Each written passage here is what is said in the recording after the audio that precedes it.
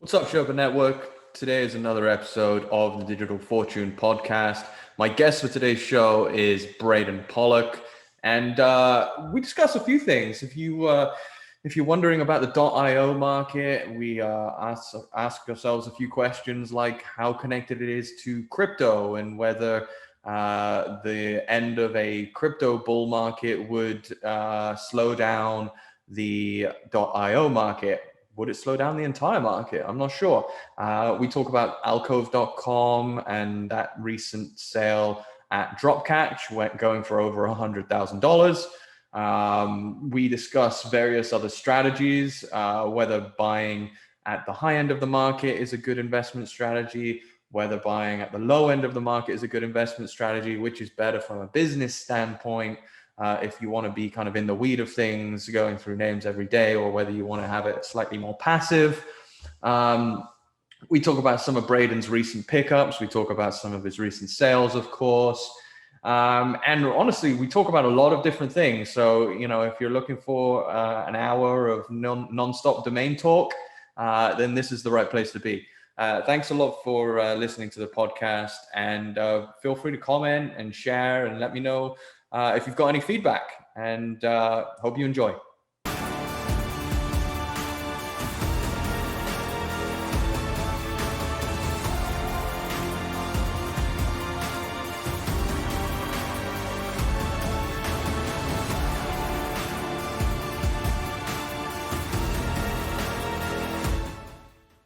What's up, Sherpa Network?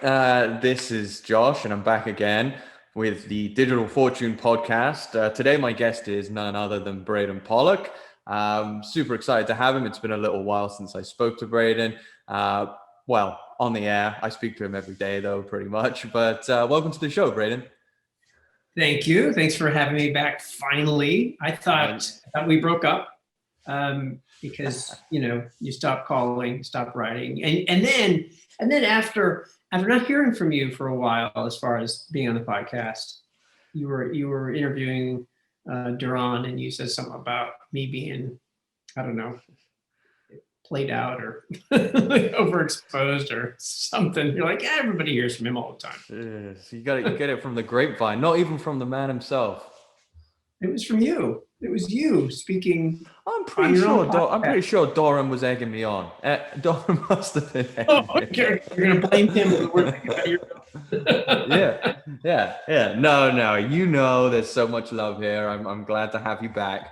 I just wanted to have a little gap in between the last couple of podcasts. I know you have been active on the podcast circuit. You've done a few. I think you did a Brandable Insider recently. You've been on Alvin's podcast. I think I saw you did a DNW podcast this year. Have you done one this year at DNW? Yeah, I did one.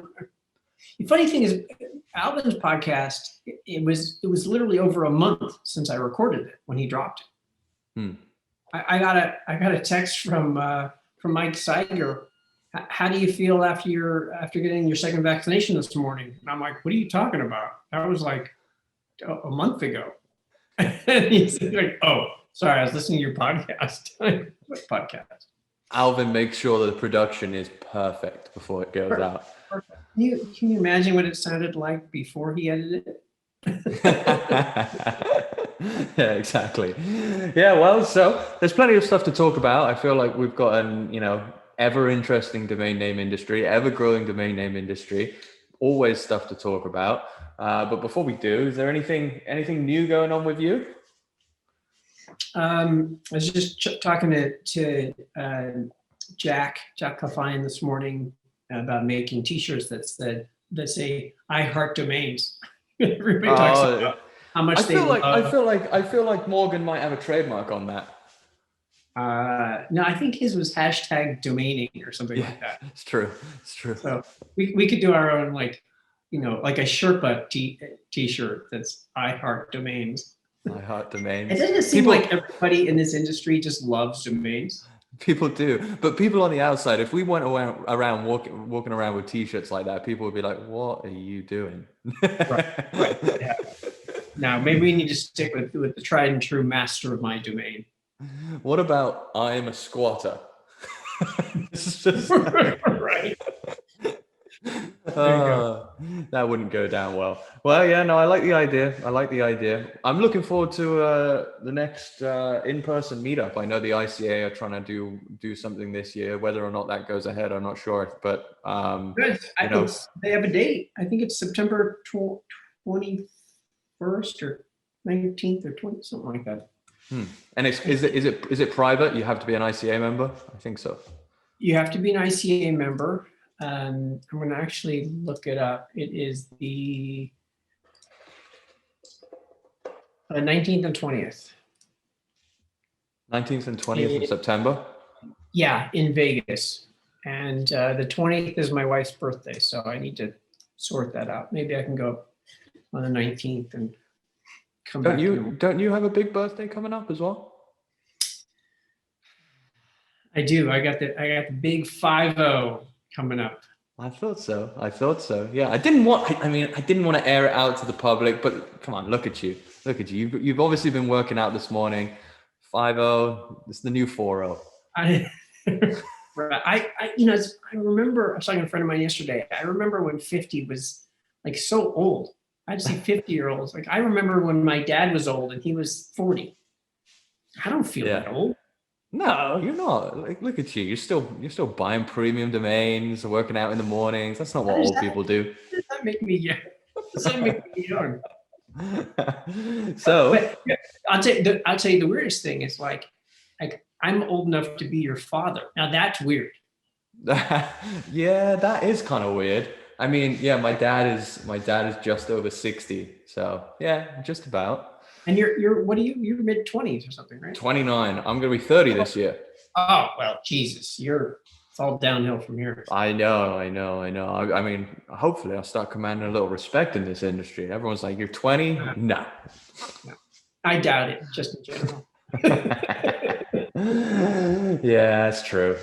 I guess I gotta step it up. Anyway, what's going on like domain wise with you? I know you've been super active this year. You know, I mean, listen, for people that are listening, Braden and I talk often, whether we're not, if we're not talking on a chat of some sort, we're on the phone. But I know that you've been really, really active. You've been basically the Brent Oxley of 2021, in my opinion. The guy, buying the premium domains, paying, top dollar for them. My main question is, why now? Because the market is hotter than it ever has been. And I feel like you're, buying more aggressively than you ever have been. Right. Well, I mean, the impetus was not because the market got hotter. I've been buying names. I mean, I've been doing this for 15 years. And I have been buying more and more premium names over the years and kind of moving that direction. And I think the biggest shift was early last year. I've had more time because I don't have a commute. I shut down all my offices and I've been at home and kind of thinking about what I wanted to do. And, I have a number of businesses and the one I really enjoy, I heart domains. Right? So I really enjoy, I like negotiating, so buy side or sell side. And this is the thing I like the most. And I think that, I get the best return, right, from domains. And domains don't go out of business, right? Domains they've always appreciated in value, particularly at the top end. And I do a lot of angel investing, and so I decided last year that I was going to pivot away from the angel investing and focus more on buying premium names. And so I kind of reallocated my budget and just put together some money to put towards high value domains. Although I have been playing with kind of some lower end, I don't mean that disparagingly, but the sub $5,000 names, some brandables and some IOs, just playing in that market a little bit, while simultaneously really ramping up my investments in high value names. Yeah. So I think that explains it. Just to pivot to things that are I think a better investment. In angel investing, I assume that 70% of my investments are going to just end up at zero. And I'm waiting for a few of those, to pop, and those will make all those investments worthwhile. But with domains, it just doesn't happen. I mean, none of those fold, none of those go to zero. They take a long time to sell, but I mean, same with angel investing. You get in really early on a startup, and it takes 10 years for that company to get acquired. And then, hopefully I make 10x or zero or 100x. But with the domains, all those things are true except for the part about making zero. Right? And they're appreciating. So the worst thing that I can do in buying a premium domain is overpay, and which I do at this point, just to get the good ones. But in 3 years, I'm gonna look back on it and think I got a good deal. And in 5 years, I'm gonna look back and think I got a steal. Because that's what I'm doing now when I look back on names that I bought 2 years ago or 3 years ago or 5 years ago. Names that I would pay $150,000 for now, I bought for $30,000, 3 or 4 years ago. And I think, thank God I bought those because I stole them, right? Yeah. A lot of us look back at names that we sold years ago and think I would pay that now just to buy it back. Yeah, 100%. Yeah. So, I mean, you talk about a little bit about angel investing. For me, that's interesting because I know that you've done some angel investing, and I guess, Drew does a little bit of angel investing. Amar's probably done a little bit of angel investing, but you're all, top domain investors. So from an investment standpoint, seems to me like, putting, 250K into an angel investment is definitely not as good of an investment if you put 250K into domains. So why do you do it? Why invest in why have angel investments at all? Yeah, I mean, I think that's the question I started asking myself last year. I mean, I really enjoy the process of angel investing. You get to, you do kind of a deep dive into an industry, and you have an expert in that industry kind of walk you through it, which is pretty unique, right? I mean, where else can you get that kind of lesson in a thing where an expert like holds your hand and walks you through the process and teaches you everything you know about industry? I enjoy that. And the idea is you invest some money into a company that in 10 years sells and you get 100 times your investment. That's why we do it. Most of the investments, that doesn't happen, right? There's only so many Ubers and Airbnbs out there, but we try. And I'm also an advisor to a lot of these companies, kind of help them because I've been an operator for a long time. Whereas domain investing is very passive. Not for everybody, right? I mean, if you outbound, it's not as passive, but it's pretty passive for me. But it's much less risk. What's interesting is that you can, and many people do, blend the two together. You can use your domains to take a stake into it, to have a stake in a company, which is, often, you get paid as well. So you get your return in cash, and you get a stake in the company, and you can come on board as an advisor, and you can learn about this industry from whoever's bought your domain name. So you can kind of find a way to do them both through domains. Right. And that has happened. I have taken a piece of companies as part of the compensation for the domain, right? So there's outright sales, and there's financing, and there's leasing, there's an equity swap, there's a combination of all those things. There's a deal I'm working on right now in which it will be cash. This, as of the last conversation, it was part cash, part terms, although short terms like 6 months, plus shares in the company. So it is a blend of all those things, which is fine. Frankly, whatever gets the deal done, I'm okay with, right, within reason. And I have to like the company. I won't take shares in just any company. If I'm not willing to invest in the company independently, then I don't want to take shares in that company.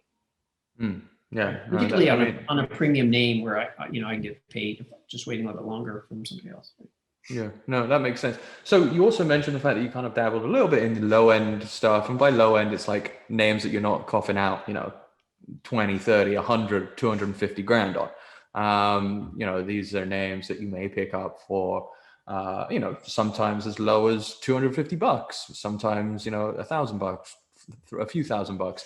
So, you've been in the industry a long time. So you've done all of these things in the past. You've been heavy in the lower end at some point as well. And there are some other investors out there that, are the same way. I think, Drew's got relatively large portfolio, we're talking thousands, but there are lots of, investors that purely focus on the premium. They literally have a handful of maybe like 25, 30 or 50 names, and they're just pure premium names and none of the low end stuff.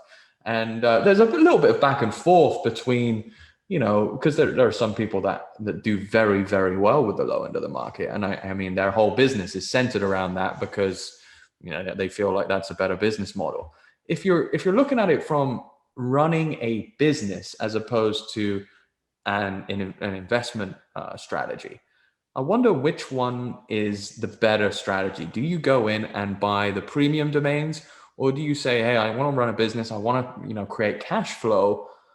Maybe I should focus on a larger volume of names at a lower price point? Yeah, I don't think there's a right or wrong answer. I mean, I think it depends on your goals. Do you want to fill your day with buying and selling names? Do you want to do all that research? Or do you want something a little bit more passive? Also, what's your budget, right?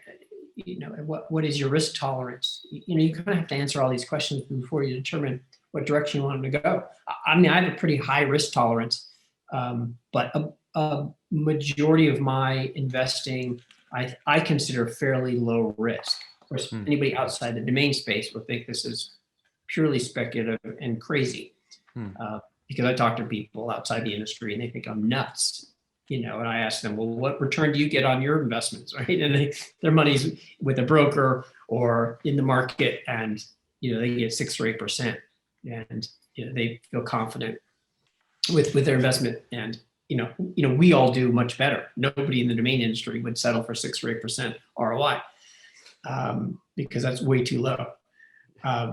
So the high end of the market is less risky than the low end, because those names, you could sit on them forever and they may not ever sell, but it's lower risk in that you have less dollars involved, right? So I like to kind of mix it up and do a little bit of the lower end now, just because I like the cash flow and there's higher margins. Because I can buy a name for some hundreds of dollars, $1,200 or something, and sell it for $20,000. Right? So there's bigger spreads. But when I spend $400,000 on a name, I'm not going to sell it for $4 million, right? I'm hoping to get 7 figures, but I just won't get 10x and I won't get 20x. But I can do that at the lower end.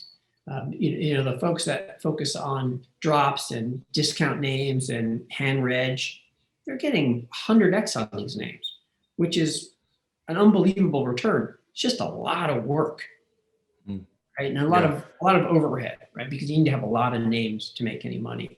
And that's not necessarily what I want to do, at least not now, but that's not to say I wouldn't at some point decide to go that direction. Yeah. I mean, from an investor standpoint, you always have to consider the liquid value of a name, right? And obviously the liquid value of high-end names remains pretty constant. And that's what's so attractive to guys like yourself. And one of the things that I saw recently, I think it was the founder of maybe.co. He wrote a tweet on Twitter saying something along the lines of, I've got an opportunity to acquire my .com.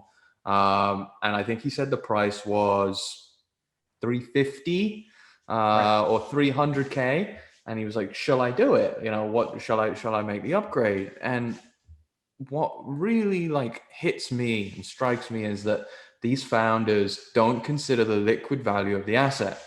For them, they literally are considering a 350K sunk cost into their brand, when it's really not that. And it never will be that. And if they kind of maybe, I don't know, took some more time to think about and look into that market and see and like and understand the market a little bit more, they might understand that, hey, I actually am really investing, 50 to 100 grand, because even if I fold, I can probably get 200K back from this name. I wrote a comment on that. I don't think he got back, but it's interesting because most founders don't think that way. Because they see it as money going out, and if they go out of business, then at that point they don't really care, right? They have investors, and like, and also they don't think they're ever going to go out of business. Sure. But what's interesting about that topic is I do bring that up all the time to people, and I'm in a conversation now for a mid 5-figure name, and I explained that, and this buyer had never considered it. She's like, really? I could resell this? Look, you may not get, I think it's 50 grand. You may not get 50 grand. In 2 years, you're going to get less, particularly if you want to wholesale that. But, in 10 years, you'll definitely get the 50 grand because it's appreciating. And she hadn't considered that. And this other deal that I'm working on that I just talked about with this combination of compensation, they had talked about it. They brought it up. What would this be worth if we had to sell it?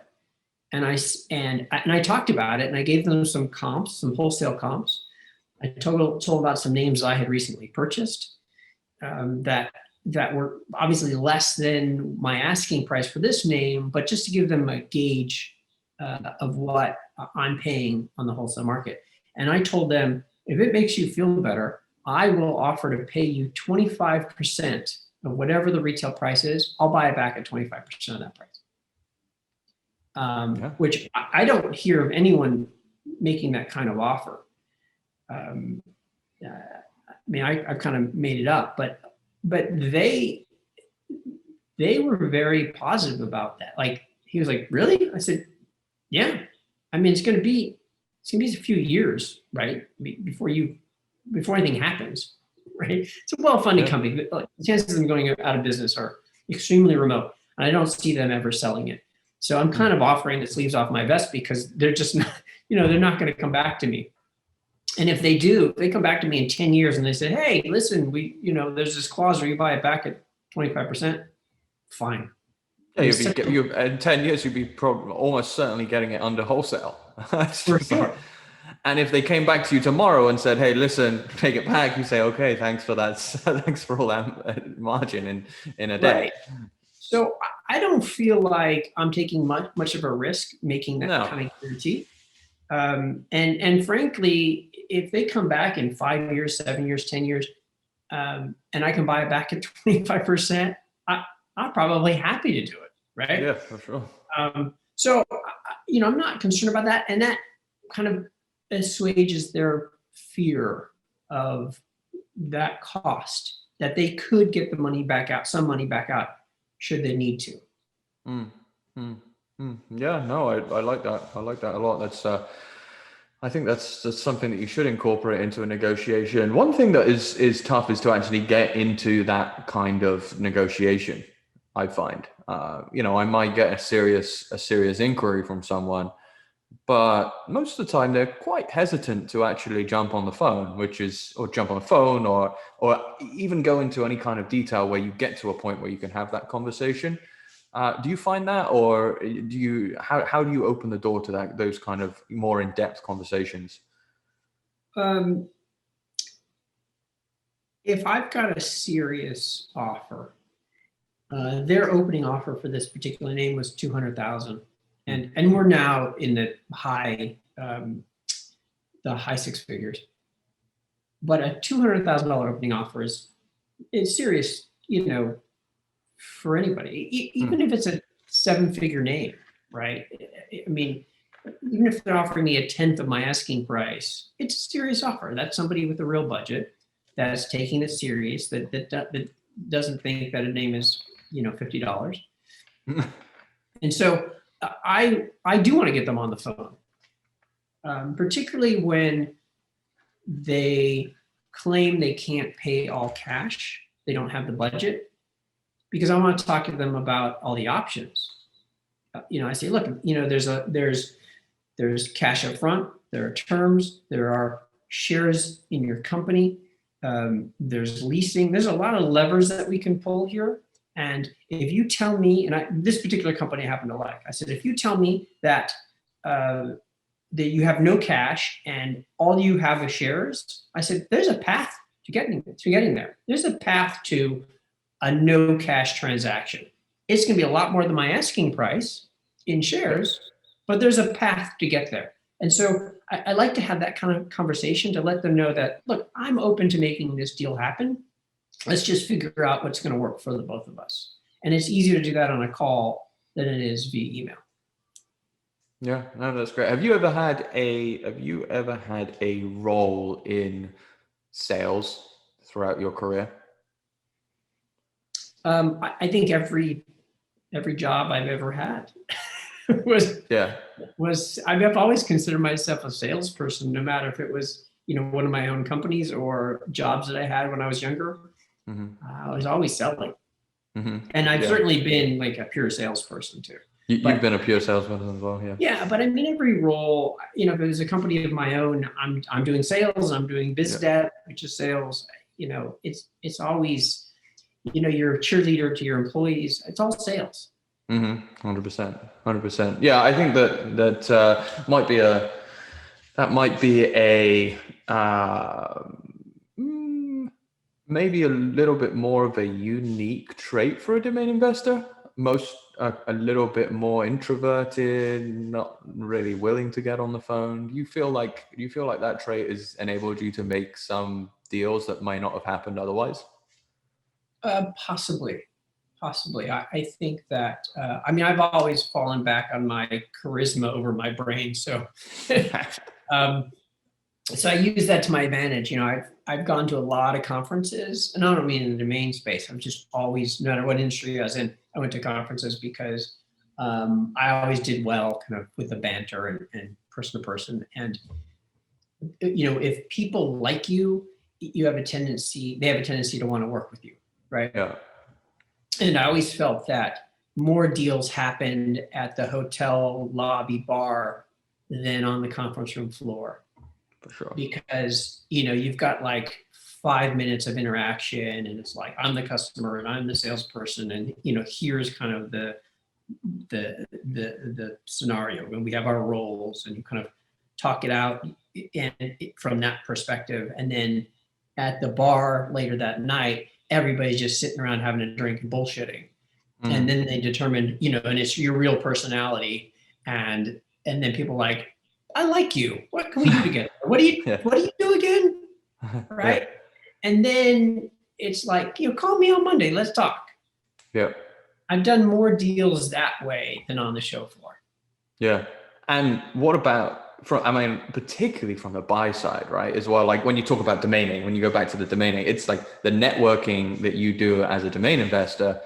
That has to be so helpful from the buy side. And obviously you've had, like I said, like we talked about, a buying spree this year. You spent a lot of money this year, and I think that you've probably got some pretty good inventory flow from various different areas.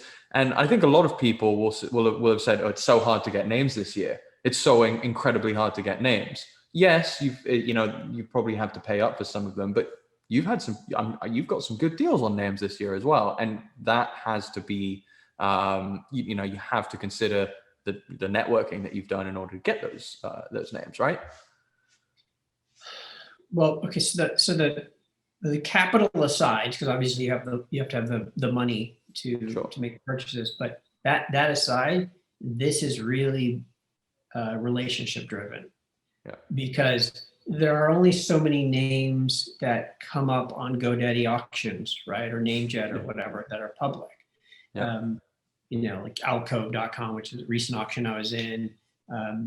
Detour and Strobe were names that were on auction, and those are very public. But everything else that I've gotten has been through brokers and flippers and hunters and the people in the industry that are focused on those high value names that most of the people don't know. I mentioned Jack being at the top of this call, and you know Jack, but there's probably a lot of people in the domain space that don't know who he is, and he's been in this industry for many years. He's just not, doing podcasts and going to conferences and speaking and stuff like that. And his brother, and there's a lot of people in this space that have access to these names, get a hold of these names, and are doing that work. Where's Brent buying all his names? Yeah. He's not out there, finding them himself. He's not hunting. People are bringing them to him, and it's having those relationships. It's making sure that when a broker gets a good name that's wholesale price, they come to you first. And that's what it comes down to. And so that's what I spend my day doing is talking to people that have access to these names and making offers. Yeah. And you like these people as well, right? I definitely, listen, at 50 years old, almost, I'm not going to work with people I don't like.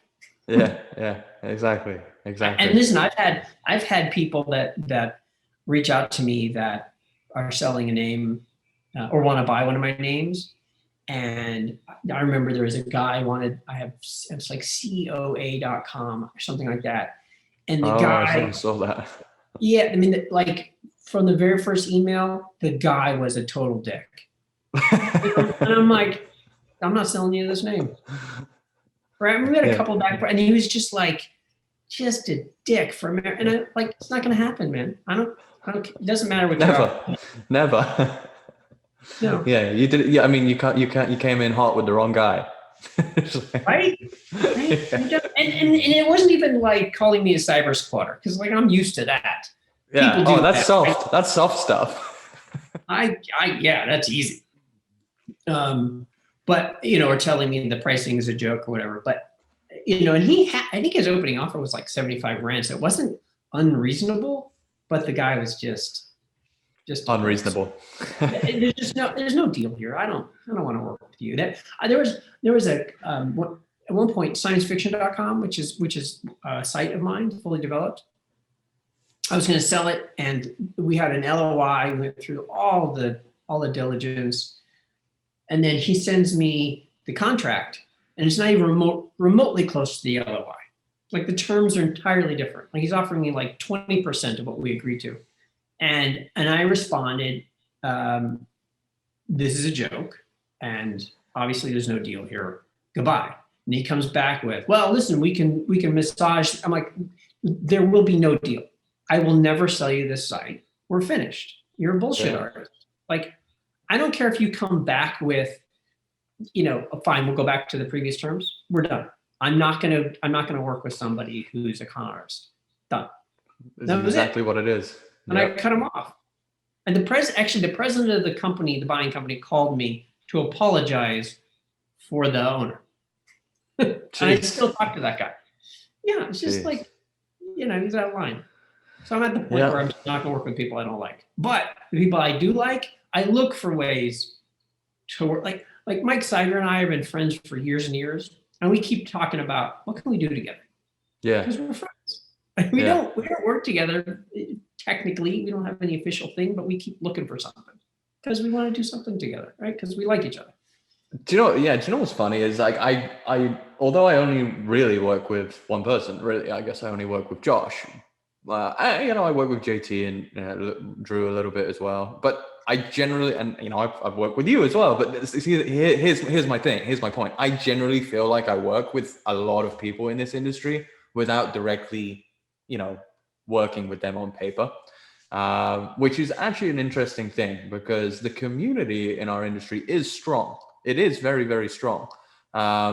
It's just maybe not big. It's not big, but it's strong from my perspective. There are a few bad apples, but in general, I agree with you. I think that there's a lot of people that I would, feel pretty comfortable and I like working with, and I go out of my way to, do things for, because it's good bunch of people. Mike Seiger being one of them. We do a lot of favors for each other in this industry. We don't all need to make a nickel on every single transaction. There can be favors. I mean, there are how many times, do we help somebody acquire a name? Here's the contact at that company, or here's the portfolio owner. I know him. Let me put you two together. Or, hey, I passed on this name. Are you interested? Like there was just a small name the other day that I posted in we have a domain group that we're in. And I said there was this name that was available and I posted it because I passed on it. And Duran said, I'll take it. And I put the Duran and the seller together. And because of the introduction, the seller said, well, what's your account number or your account information? I'll just push it into your account and then you can PayPal me. And they did it, right? So it was just like, it was all this trust. And maybe it was me as the intermediary, or maybe the seller was like, oh, Duran, okay, I know who you are. I don't know. But there was trust and there were favors and it's all good, right? Yeah. I don't expect anything. And that's how this industry is. It's a very helpful, supportive industry, even to newcomers. Definitely. I agree. So alcove.com, there was a bunch of articles written. You've had half the domain industry hit you up and say, I've got a oneword.com for sale, Braden. Would you like this one? But or a 3-word dashed .vc. Yeah. But alcove.com, great name, strong name, taken in probably close to 100 TLDs, I think it was. Me personally, I saw it and, I didn't really talk about this one with you, but there were a bunch of people that were interested in it. For me, I would have paid up to about 50K. I'm not paying top dollar for names though. I'm not even close to paying top dollar for names at the moment. There's probably a handful of people that are, you obviously being one of them. And you went up to about 100K, right? And then you decided to tap out, sold for just over 100. Why did you tap out there? So I was hoping 50 was going to be the number, but just not in this climate. Last year, yes, they were going for 50, 60. Yeah. But in this climate, the market's too hot. So I know that I have to overpay. It's a good name. A lot of people aren't familiar with it, although I'm super familiar with that name. I feel like I've used that name all my life, that word. But I mean, I think it has a good meaning. I think it's an open vessel, empty vessel. And so 50 is what I would have liked, but I had $100,000 proxy on it. Okay. And it, when there was this, I don't even know who the person is. Nobody knows. Nobody has any history of seeing that person before. So, and the interesting thing is, so the handle is Z Domainer, and if it didn't say Domainer in the handle, I would think, well, maybe it's an end user, because people don't really know that term outside the domain community. I don't even like that term, by the way. No, me neither. Right? It kind of belittles what we do. We're investors. Yeah. Right? Yeah. Sounds like a game when you call it a domain. Anyway, I digress. So, it went above 100. So I thought I would add 5%. So I went to 105 and, slightly more. And that person continued to chase me. And so at some point you have to call it. Would I have gone to 115 if somebody brought the name to me? Maybe, I suppose it's possible, but I didn't know where I was going to end. And this bidder it was ridiculous how he's bidding, because from about $50,000, he was bidding $50 at a time, which is odd because every time he would bid, he hit my proxy, and it's obvious that it's a proxy because he bids and then immediately it goes up another $50, right? Like the same second, and it says P next to it, meaning proxy. So he knows it's a proxy bid. So it's not like I'm going to be asleep at the wheel or distracted or whatever, and then those 5 minutes are going to go by, the 5 minutes that are added, and I'm going to miss it. It's a proxy. Like I'm not going to miss it. And so it's almost like he didn't know how proxies work. And so I'm just watching this thing, and it's going on and on and on and on. And I mean, and that's why it became kind of meaningful, and there were posts about it and there was discussions about it, because it just kept going on forever, as opposed to the guy putting in $100,000 proxy, oh, he's outbid, or puts in a bid, and then he's outbid, and then he puts in $120,000 proxy or something like that to outbid me. That he didn't use the system that has been baked into this with the proxy bids. Well, you must think that, obviously nobody's heard of him. I don't think there's much bidding history of him, but you've got to think that he was using the APIs to bid. If he was not. Because the reason why we know this is because he's just using minimum bids. The reason is because if it was an API, the bid would come in at the same remaining time, right? Yeah. It would be at 2 seconds out, right? Or 5 seconds out, or 1 second out, or whatever it is. And that's not what was happening. The bid was coming in at 3 seconds out, 10 seconds out, 2 minutes out. Every time it was different. So what that says is manual, it's not a script. If it was a script, it would be the same time. Yeah, no, you're right. Because I thought that too, but because of the timing, no.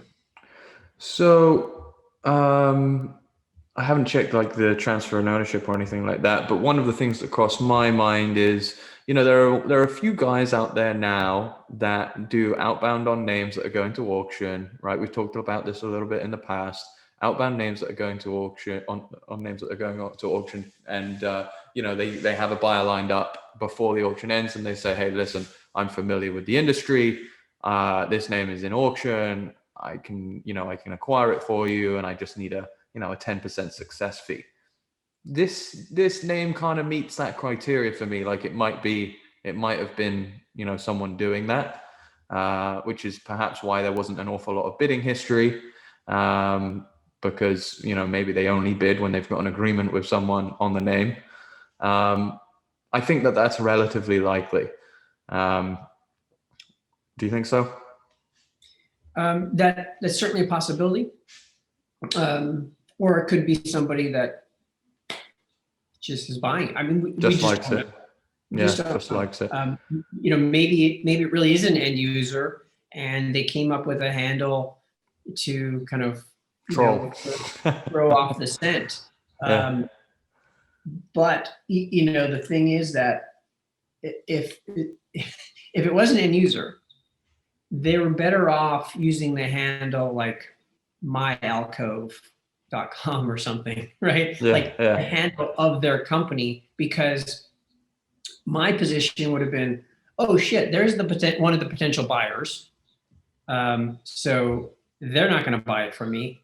And also they're probably going to spend more than I am, right? Because now they have a budget. Yeah, 100%. But, I mean, there's a lot of things that seem obvious to me that people don't do. I mean, bidding strategy and all kinds of other things that I think are bizarre. So all kinds of stuff. I just don't know. I mean, we'll find out soon enough, right? And the funny thing is, if it's going to be like some well-known domainer that just picked a new handle so they wouldn't be recognized. Yeah, that's probably what it is. Amar's just going to post next month, acquiredalcove.com. Right. Yeah. What would you price that name at retail? 500? Yeah. I was thinking 500 to 600. Yeah, I think so too. Get money.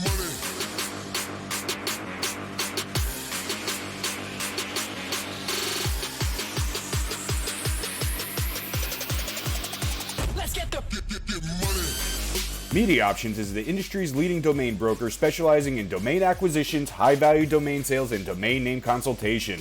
As pioneers and thought leaders on the subject of the domain aftermarket and domain name value, plus through their clear domain acquisition service, Media Options offers startups and established corporations an unparalleled scope of high-value domain options, providing access to domain names and curation technologies not available elsewhere. Media Options believes in the power of a great domain name and is dedicated to helping you obtain yours. Call or email today to put a domain to work for you. you're not really into crypto, right? I mean, a little bit. You've obviously dabbled in the past. I know you've done some mining in the past, but from an investment standpoint, I don't hear you talk too much about it. No, I mean, I've more than dabbled. You know, I went pretty deep down the rabbit hole of mining. You know, about 250 miners set up. I talked about this a couple times. I was in escrow to buy a hydropower plant to build a mining operation there, and then I actually bailed out of that, and then flew out to North Carolina and toured old textile mills, because there's a lot of it's not about it's about the price of power and the availability of the power, because you can only get so much power at a particular facility, and the mining, you just outstrip how much power you have. And so an old textile mill, there's tons and tons of power. So I'm looking at these 300,000 and 400,000 square foot old mills. And I made an offer on one of them. It wasn't accepted. And then after all that time had gone by, I thought, you know what, do I really want to go down this road? You know, and replace a roof on a big giant building that's going to cost $1 million. I mean, I decided maybe this wasn't the right path. You know, and the thing is that crypto or Bitcoin at the time was, I don't know, 10 or 12,000 bucks. So it probably would have been good. Yeah. But who knows? Yeah. I don't know. I sold off almost all of my crypto last year. Okay. As part of there's a pandemic happening, and so I want to be in a cash position. So I sold off a lot of stuff. And then I just decided I'm going to just focus on domains. Yep. And I've actually been kind of liquidating other assets of mine, real estate. I have a bunch of real estate, and selling that off. And so I never got back into it. I even the FOMO related to NFTs, I haven't yet. I haven't bought. Not to say I wouldn't. I mean, fact is, if Morgan calls me later today and says, you really, really need to buy this thing, I would just do it, because I trust him, and he does that to me all the time. And he's usually right. Because Morgan's digging the rabbit hole for everyone else right now. He's not going down it. He's digging it. But the thing is that most people don't know how smart he really is. Like, he's wicked smart. No, I believe it. He called the pandemic at the beginning of last year, like February, like January and February. He was talking about the pandemic that was coming, and nobody was thinking about that. He and I were talking about it literally in January at NamesCon. Yeah. I mean, like, he's way ahead. He's a smart dude. So if he tells me to buy something, I usually do. yeah, no, for sure. So, like, on that topic of crypto, real quick, IO, .io, it's been hot this year, right? Yeah, very. So, I mean, we see six-figure sales, couple $100,000 sales, $175K sale, and some sales in the $90,000 range. What is interesting to me is that all of them, maybe bar one, it's hard to say, auction.io, not sure if that went to a crypto company or not. We don't know, because it's still going to the park.io lander, but all the rest all went to crypto companies. So you take out crypto from the equation and you say, okay, let's just assume the bull market's over in crypto. It maybe not. The bull market's over for a little while. Does that have effect on .io at the prices that are being paid right now? I think it's a good question. I think that the IOs, so there's definitely crypto's given IO a shot in the arm, right? It was already trending up, and tech companies wanted to brand on the IO. Tech companies were going to brokers and saying, get me this IO. I don't care about the .com. Which was a really interesting thing that I don't think we've ever seen before, where companies were like, here's an alternative extension that's the one that I want. And the broker would say, well, I can get you the .com. I don't want the .com. And so I think the crypto is giving it a shot in the arm over and above just tech companies broadly. But that's going to help push IO forward, even if there's a drop in sales velocity or pricing. It might soften a little bit, but I think it's still an upward trend, just because tech companies will continue to use it, especially since there was so much more high value sales and exposure because of crypto companies. If that makes sense. No, that definitely makes sense. So, yeah, I think that it, we do need to see some tech companies coming in and, paying and publicly paying up for, some of these .ios, because the problem is, from my standpoint, and I fully agree with what you just said, the problem is that, I think a lot of people now are buying .ios at wholesale as if they're, six-figure assets. I mean, $10,000, $15,000, $20,000, but yeah, we're not actually there yet. It looks like we're there, but we're not actually there yet. And the people that have had large .io portfolios for, a few years, they understand that because they see the kind of offers and inquiries that have come in the past. And I think that the people from the outside that are just looking in and saying, wow, look at all these six-figure sales this year, this is hot. They're not quite seeing the full picture. I agree. I think it's still a relatively narrow market. There are sales happening, but there isn't a sales velocity in .io happening like in a .com, because it is still relatively narrow. It's tech companies, right? You don't see a restaurant or an apparel company or a doctor's office. Right? There's no other industries buying IOs right now. With very few exceptions. Which is actually what gives it the value, which is actually the reason why the tech companies are willing to pay more for it, because it is the tech domain. If Landscape was using the .io and it was normal, and whatever else service companies were using the .io and it was normal, then the tech companies, it wouldn't be as appealing to them at that point. Yeah. No, I agree with that. But that's still, while it drives sales, it's still relatively narrow. Yeah. So you only have the tech sector to sell into. You don't have the rest of the world. Whereas .com, you have the entire universe of domain buyers in industries and even countries, right, to sell your .com to. .io is, and don't get me wrong, I'm buying .ios, right? But not nearly at the same clip I'm buying .com. Yeah.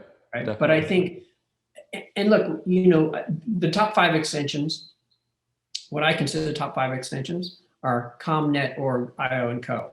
And not necessarily in that order, but those are the top 5 to me. And some people might disagree. Some people might say, well, I don't know, .ai is better than .org or something like that. But if you look at usage, right? I mean, those are all pretty strong. Those are the sales that I'm seeing.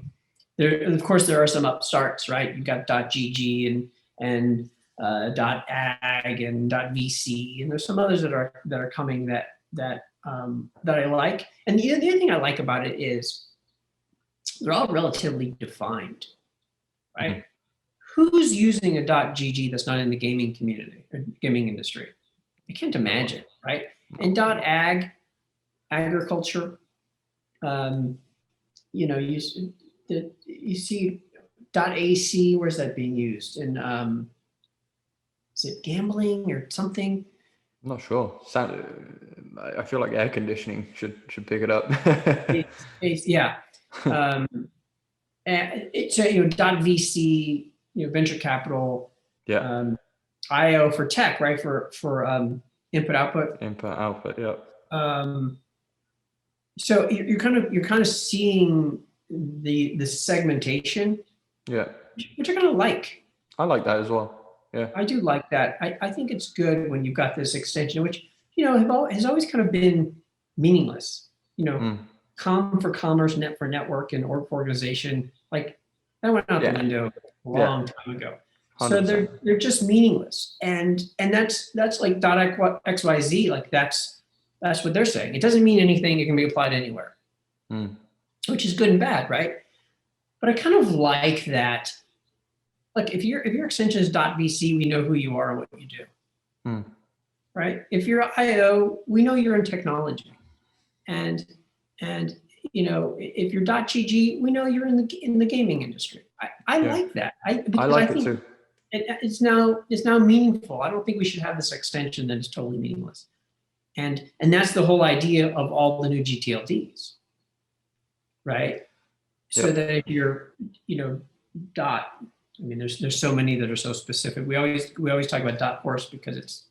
The problem is that they're too specific, right? That's the problem with the new GTLDs. They're too specific. What's so appealing to these repurposed CCTLDs is that they represent an industry as opposed to a specific word in the industry. So it's like, you know, game, if you dot game, for example, makes you feel like it's, you know, your brand actually includes the game.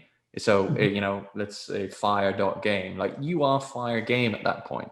But fire.gg does feel like a brand, and it feels like fire is your brand. You know what I mean? And you're in the gaming industry. You're not a game. Exactly. You're not a game. Exactly. Well, that's the big difference. And I think that's why you're seeing the difference in adoption. So the .ios, I know you had a big .io sale that wasn't crypto related. And it was a very cool sale. You want to talk about it? Yeah. So I sold about a month ago, I guess. I sold Chuck.io. Like, whoosh, chuck it. Or, yeah. Or no, like the name. Yeah, like to a guy named Charles. Yeah. So the sale was $46,250. And it was a very, very quick sale. Yeah, bought it on Park.io the day before, basically, right? It was purchased at Park, yeah. And you guys can have a look. You guys can have a look at what price it was purchased for, but it was it was a great sale.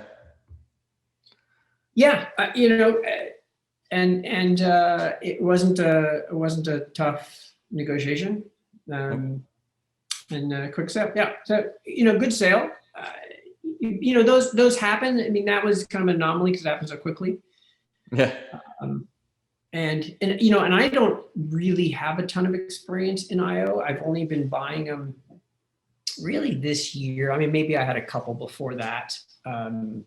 Just because I'll pick, like my oneword.coms, I'll pick up alternative extensions, you know, in the top 5 as a way to.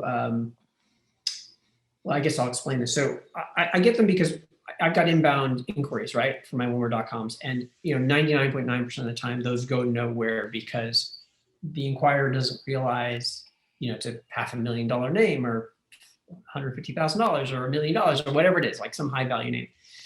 It's just like that's what they want to name their business, and they think the name is not very expensive. So I have a built-in soft lead essentially, right? So when I tell them how expensive it is and it's outside their budget, I can then go back and say, well, how about the .co? I can get that to you for a fraction, you know, for 1% or 2% of that price. So that's what I do. I pitch the alternative, and that's why I pick them up, because I figure I've got inbound inquiries for that SLD, and not necessarily the .com, right? Because they quickly discover that they can't afford the .com. Makes a ton of sense. I'll pitch, you know, an alternative. So that's why I pick them up. I just picked up, as a matter of fact, what's today, Monday? On Friday or Saturday, I picked up digitize.co because I got digitize.com, and it's an expensive name. And I was able to get the .co for a very reasonable number. And so somebody comes into the .com, you know, I'll pitch them the .co if they can't afford it.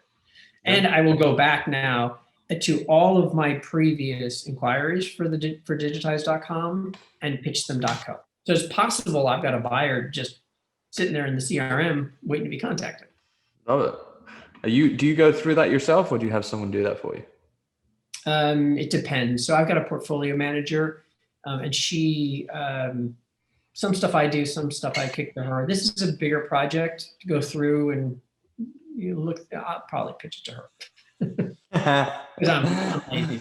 I thought you were going to go the other way then. This is a bigger project, so I'll probably take it on. No. It depends. I like the negotiating, so it just depends. You know what? My wife is out of town this week, so it means I have a lot of free time. I'll probably be working at night, so I might do it myself. There you go. There you go. When the wife's away, you get cracking down on outbound sales.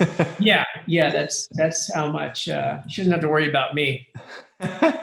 No, it's not like hookers and blow. It's just outbound. What will your husband be doing while you're out of town? Well, he'll be just domaining. when I'm not there to watch over him. He really sinks his teeth into that computer.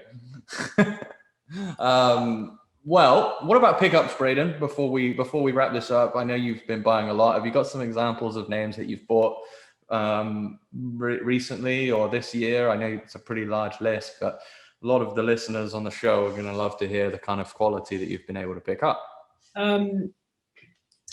Yeah, I've had 117, more than that. Just about 120 purchases so far this year. Some big ones and some small ones. There was a couple you had mentioned actually on the last Sherpa. There's a couple of .nets, and you said, "Oh, for sure, Braden bought those." Was I right? You were right. It was Emperor.net. And, there's something else. Did you buy graduate.net? Yeah. Yeah. So both of those I bought. You were 100% spot on. Yeah, those I thought those were like completely up your alley, and I don't think the price got that high either. I think that you were able. Were they under 2K, both of them? Both of them were under 2K. Yeah. Yeah, those are good pickups. Those are good. I mean, Emperor.net. I think when I was on the show, I think that was the one where Drew was on there as well. I can't remember what, maybe, but I think everyone agreed that Emperor.net was a name that would sell, for mid 5 figures at some point. Right, and I paid $1,670. Yeah. So, how are you going to get hurt?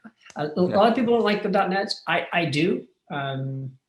Although I know people that have a lot of .us's and a lot of .orgs, and they do well with them. So go figure. Yeah. I mean, Yanni just sold yellow.org for 125K, reported that on DomainSherpa. Yeah, I mean, he also had that for like 10 years or something. Yeah. I mean, that's what you got to do, right? You got to hold them. You got to hold them. Otherwise, you're never going to get those prices. I often say that the strength of the SLD will carry the TLD. Yeah. Right. So, yellow.com is like a solid 7-figure name. Yeah. And so being that it is such a good name, it almost doesn't matter what the extension is. Mm-hmm. Right. Yeah. I mean, within reason, right. But every extension is going to have some value because it is such a strong SLD. I just picked up a .us. I never buy .us's. I could probably count all my US's on one hand. But I just bought strawberry.us. Oh, I was in that auction. That was an expired auction. I was bidding on that. I like that one. And I mean, US is just not a strong extension. However, how many companies are called Strawberry, or how many people want to call their companies or their product Strawberry? It is such a great SLD and it might be a long hold, but somebody will come around and pay some reasonable number for strawberry.us. Yeah, I think DNWE sold strawberry.org a couple months ago. I think. Yeah. I would. That one was. Yeah, I think Sean Markey maybe bought it actually. Not sure. Yeah, but yeah, great SLD, great SLD. I So you, bought the other.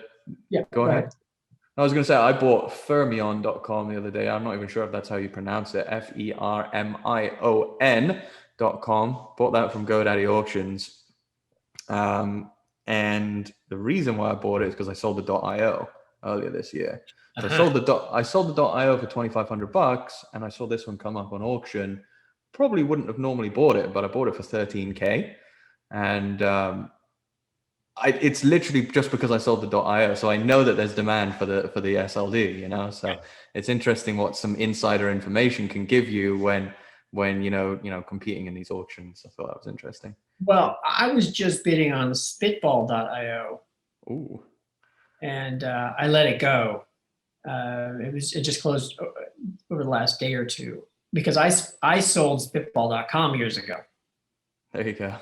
Exactly. Many years ago. Exactly.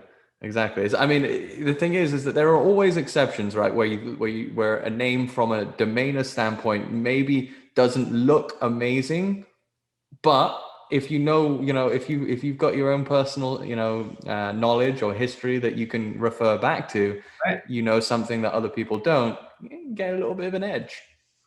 Right. And I have done that. I mean, my recent sale of earlier this year of expungements.com for 30 grand. Everybody said, what the hell is that?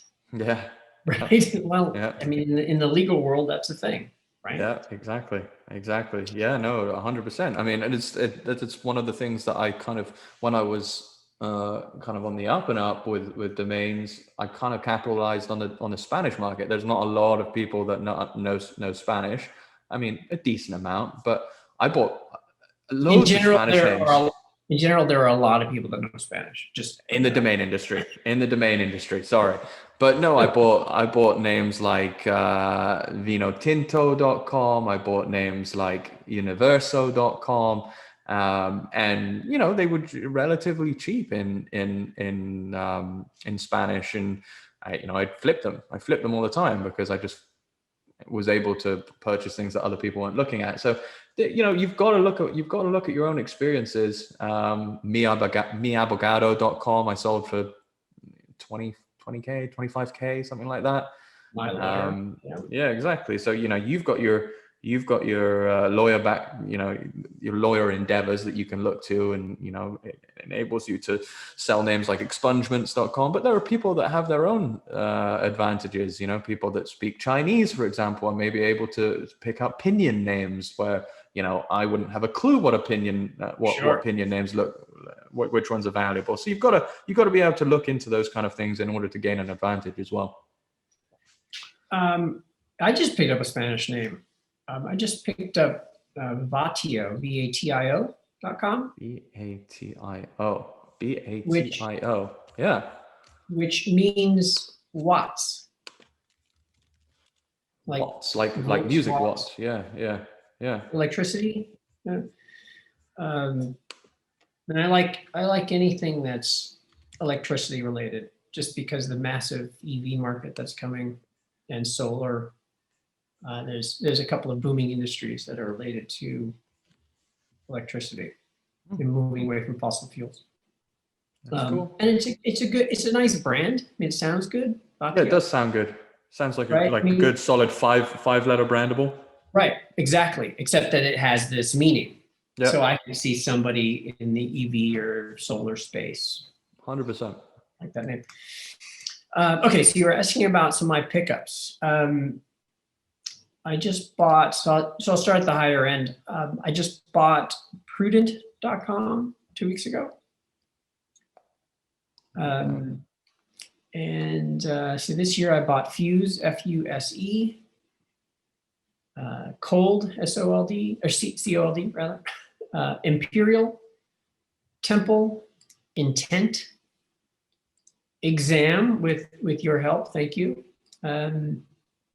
Boundary, Tantra, Socrates, Jake, Laura, Spinach, Elementary, Gosh, World Class, highness, royalties, consent, overview, occasion, galore, artillery, rapide, which is French for rapid, pastry, pageant, amenity, QHQ, snow globe, hooray, vaccinated. I can go on. To go along with vaccinate. Yes. Yeah. I have vaccinate, vaccinated, vaccinating, vaccinated.net, fullyvaccinated.com. I think I have 5, something like that.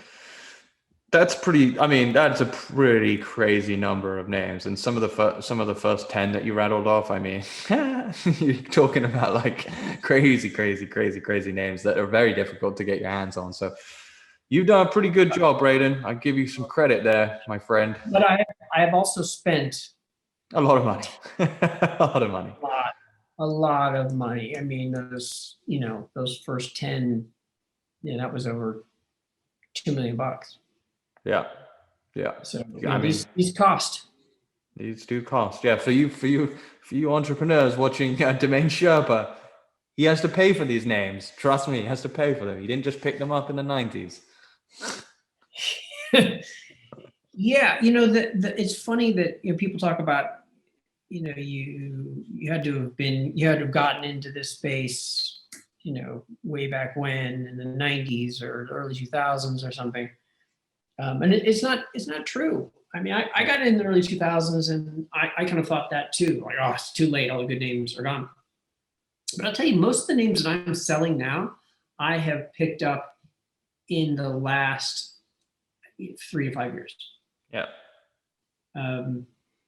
And I paid market rate, right? So we talked about Chuck.io, which had just sold. There's a name I have in escrow right now that I'm selling that I've had for 2 months. There's a name that I'm in negotiations on, which I should be able to close the next couple of days, that I've had for about 3 years. Super common that these aren't super long holds. I'm looking at my sales. Let's see. Less than 2 weeks ago, I sold nuclear.vc, $3,500 sale. I paid $5 for it last year. Yeah. It was a hand reg during the Epic promo. I literally had $5 in that name. So that's a pretty good one. But point is, hand reg. Sure.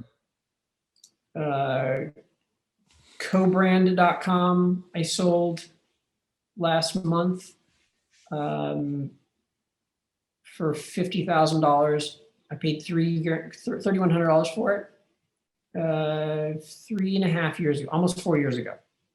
Yeah. So they're not that old. I sold In Studio about 2 months ago. A month and a half ago. Yeah. Remember that one? Yeah. That name I bought in December of 2018. I paid $2,000 for it. Sold it for $25,000.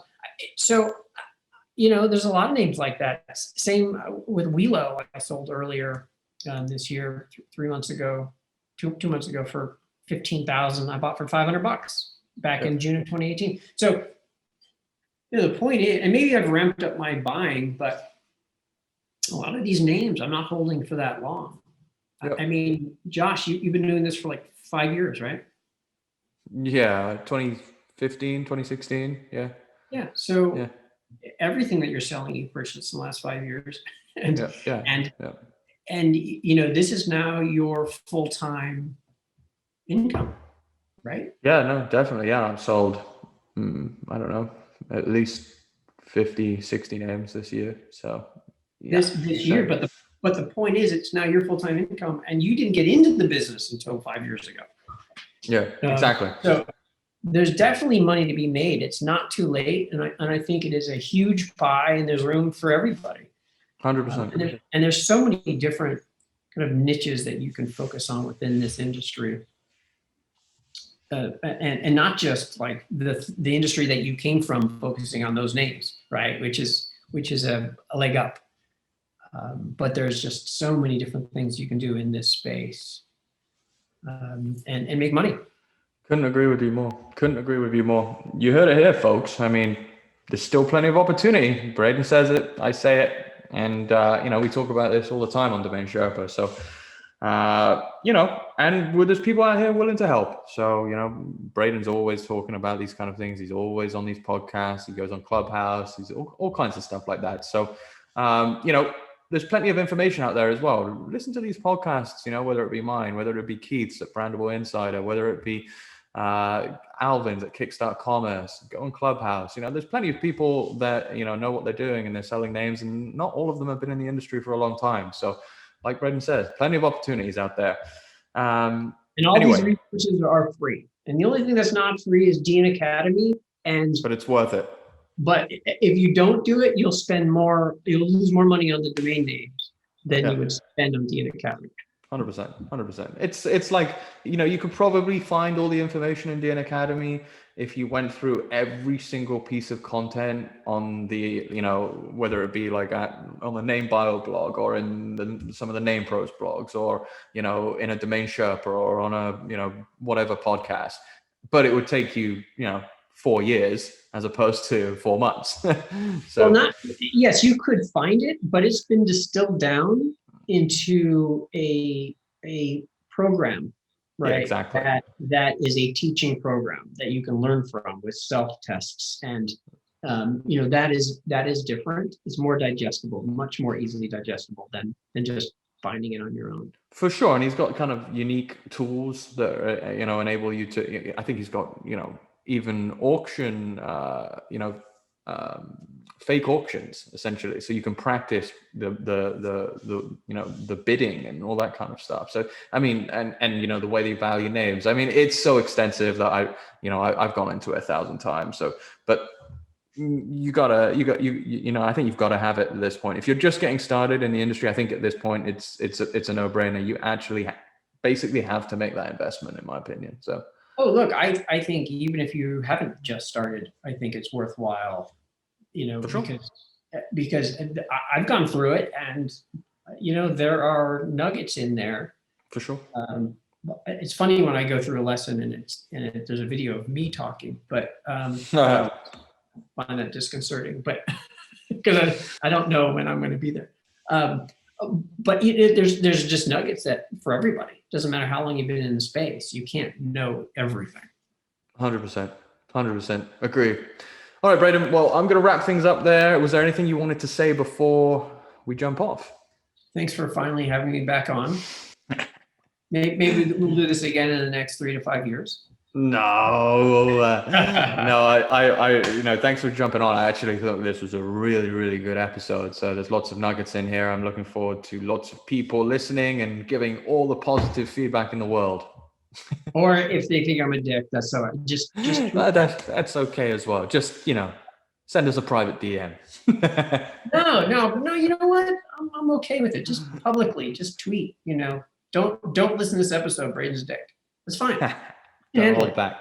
There you go. So don't say it to me. Say it to Braden. You heard it here. All right. Thick skin comes of age. All right, guys. Well, thanks a lot for listening to the Domain Sherpa. This is the Digital Fortune podcast, and I'll be back again soon.